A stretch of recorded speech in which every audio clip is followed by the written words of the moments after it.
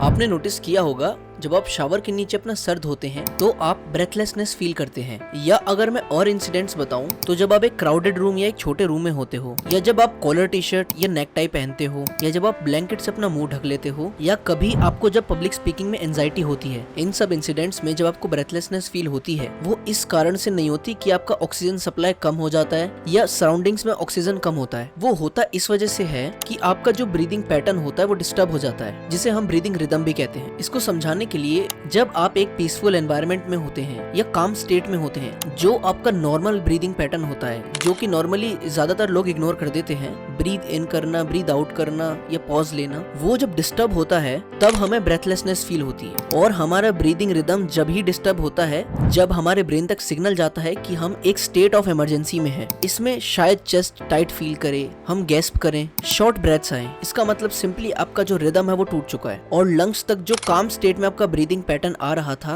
वो अब अनस्टेडी हो चुका है। इसको आप ऐसे समझिए कि आपने कभी स्विंग पे झूला झूला होगा, तो जब आप फ्लो के साथ पुश करते हैं तो पूरा मूवमेंट स्मूथ होता है, लेकिन जब आप उसके एंटी या काउंटर में पुश कर देते हैं तो जो स्विंग है वो वाइब्रेट करने लगता है, मूवमेंट अनस्टेडी हो जाता है। यही सेम पैटर्न ब्रीदिंग रिदम में भी देखा जा सकता है। अब इसको करेक्ट कैसे करें? ऑक्सीजन सप्लाई आप पे इनफ है लेकिन आप रिलैक्स नहीं हो। अपनी ब्रीदिंग को रिलैक्स करने के लिए सबसे पहले आप स्लो एक्सहेल करो और अपने जॉज और शोल्डर्स को रिलैक्स करो, और उसके बाद आप एक फिक्स पॉइंट पे फोकस करो। 3 सेकंड ब्रीद इन करके 4 सेकंड तक ब्रीद आउट करो और अपने आप को बार बार रिमाइंड कराओ कि आप डेंजर में नहीं, आप डिस्कम्फर्ट में हो, और ग्रेजुअली आपका ब्रीदिंग रिदम स्मूथ हो जाएगा। यही नॉर्मल सी जो एक्सरसाइज है इसको एडवांस लेवल पे स्विमर्स करते हैं ताकि उनका ब्रीदिंग रिदम एक्सट्रीम एनवायरनमेंट में भी स्टेडी रहे।